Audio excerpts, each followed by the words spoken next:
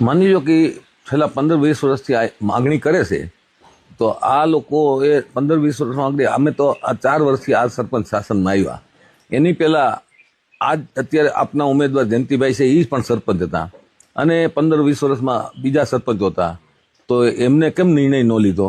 અને એવું શું પરિસ્થિતિ ઊભી થઈ કે અચાનક આવી અંધાધૂંધી ઊભી કરવાનું પરિણામ ઉભા? આજ જયંતિભાઈ સરપંચ હતા તો ત્યારે એને કેમ આ પ્રતિમા મૂકવા માટે નિર્ણય ન કર્યો? અને અત્યારે આ આપના કાર્યકર્તાઓને અથવા આગેવાનોને સાથે રાખી અને આવું ગેરકાયદેસર કૃત્ય કરે છે.